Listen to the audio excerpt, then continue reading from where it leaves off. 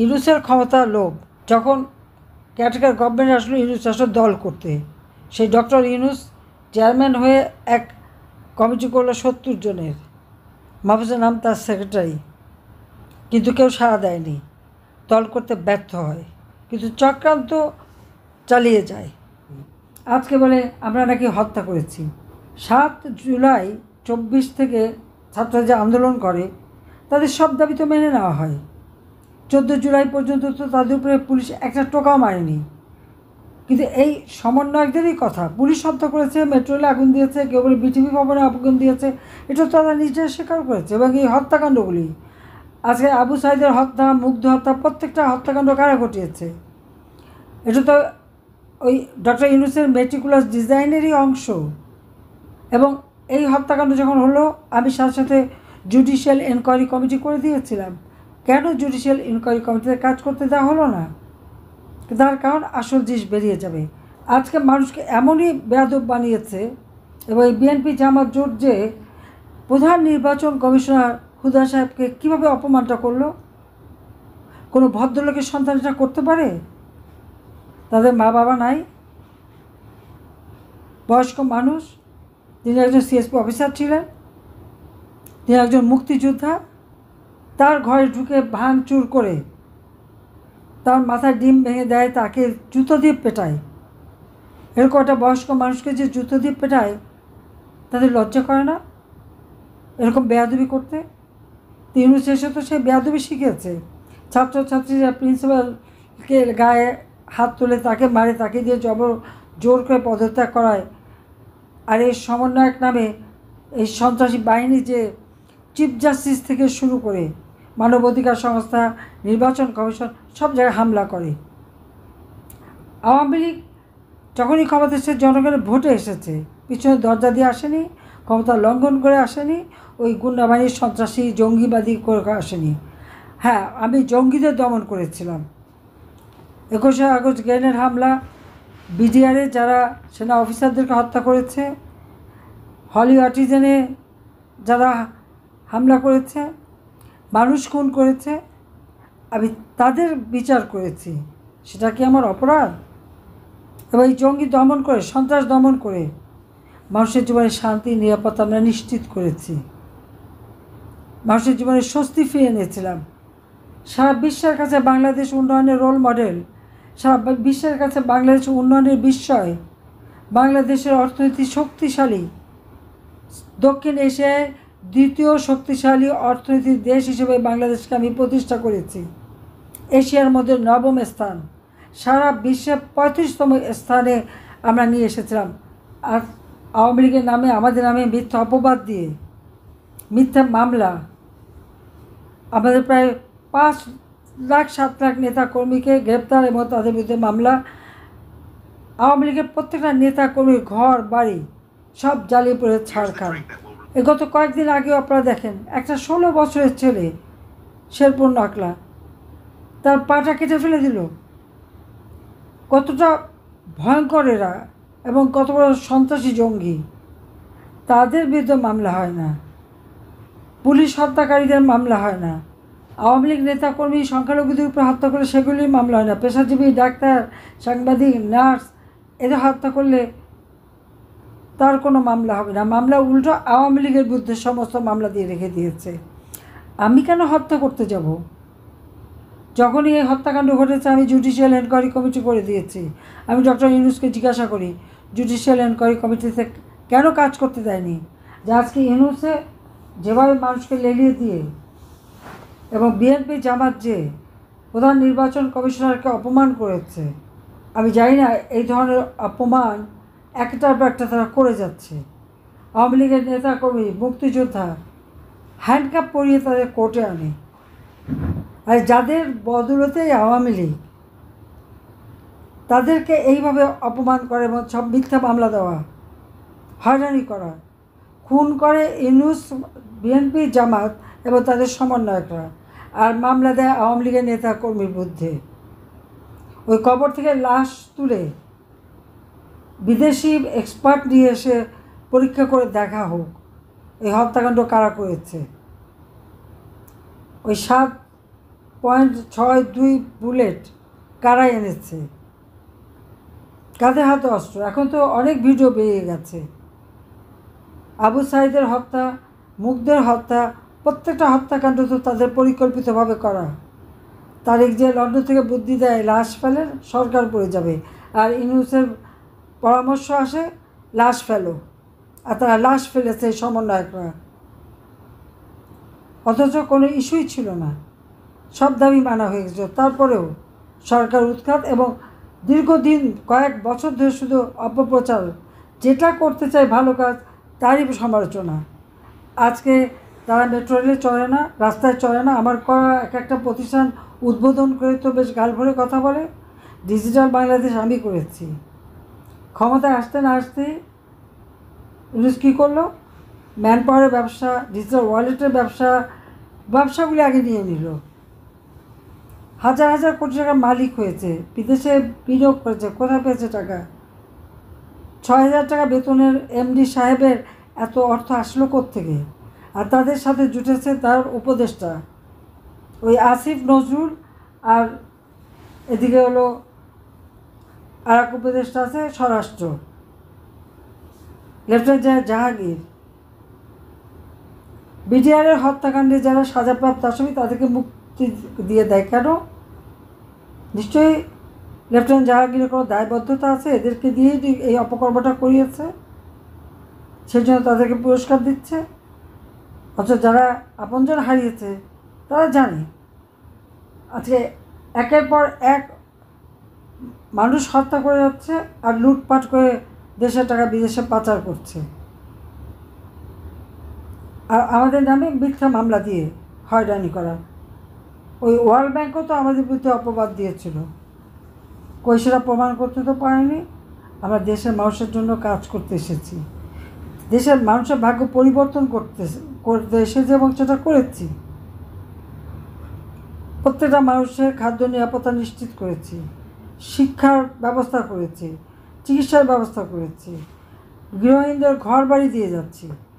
বাংলাদেশে কোনো মানুষ গৃহহীন থাকবে না, ভূমিহীন থাকবে না। এমনকি দলিত শ্রেণীর জন্য ফ্ল্যাট বানিয়ে দিয়েছি, বস্তিবাসীর জন্য ফ্ল্যাট বানিয়ে দিয়েছি বিনা পয়সায়। বাংলাদেশের 58টা জেলায় কোনো মানুষ ঠিকানাবিহীন, ভূমিহীন, গৃহহীন নাই। আর 22,000 ঘর করলে 64 জেলায় একবার ভূমিহীন, গৃহহীন ছিল, কিন্তু সেগুলি সমস্ত আজকে ধ্বংস করে দিয়েছে। বাংলাদেশের ভাবমূর্তি আজকে কি জঙ্গি রাষ্ট্র, সেখানে দুঃখ লাগে।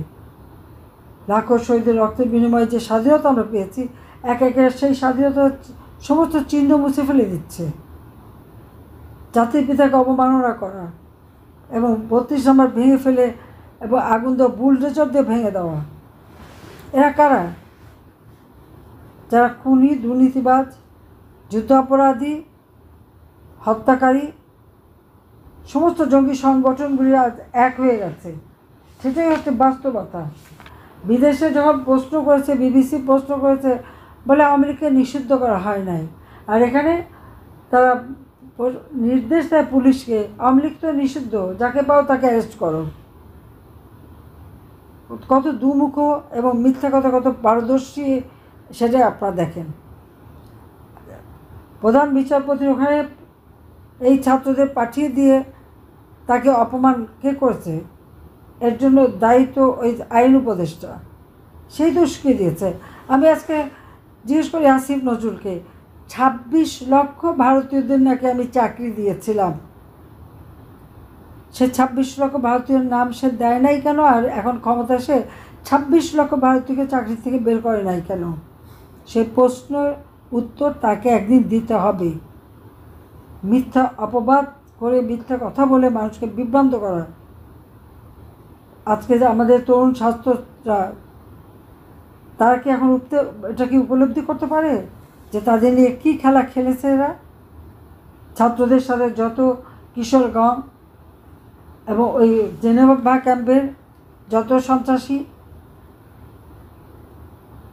এমনকি যাদের ফলস আইডি কার্ড দিয়ে ছাত্র বানিয়ে তাদেরকে ব্যবহার করেছে, দেশটাকে ধ্বংসের দিকে নিয়ে গেছে। কাজে এখানে যখনই কথা বলবে কী কী ক্ষতি হয়েছে, আমি আপনাদের কাছে চাই প্রত্যেক এলাকায়, ইউনিয়ন, উপজেলা, জেলায়, প্রত্যেক এলাকায় যার যার এলাকায় কতটা ঘর বাড়ি ব্যবসা প্রতিষ্ঠান পুড়িয়েছে, জ্বালিয়েছে, লুট করেছে, তার প্রত্যেকটা নাম, ঠিকানা এবং এই ঘটনা ঘটানোর তারিখ সহ এই ডকুমেন্ট তৈরি করতে হবে। এই সমস্ত ডকুমেন্ট আপনাদের তৈরি করে সমস্ত রিপোর্ট আমি চাই। কত মানুষকে হত্যা করেছে, পরিবারকে হত্যা করেছে, মা চাচিকে পর্যন্ত পুড়িয়ে মেরেছে, ছেলেকে পায়নি মা জায়না বাজুর উপর কুপিয়ে মেরেছে, ছোট্ট শিশুকে পর্যন্ত রেহাই দেয়নি। 3 বছর বাচ্চাকে কারাগারে মার সাথে, বুকের দুধ খায় বাচ্চা, সেই মাকে নিয়ে কারাগারে বন্দি করেছে। এই ধরনের অত্যাচার নির্যাতন চরমভাবে।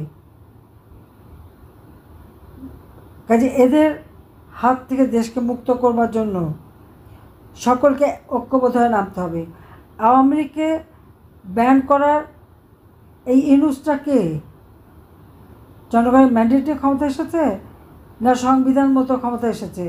অবৈধভাবে ক্ষমতা দখলকারী সমস্ত নির্দেশনা সবই অবৈধ, সবই অবৈধ। এখন নাকি সংবিধান বাতিল করে নতুন সংবিধান দেবে।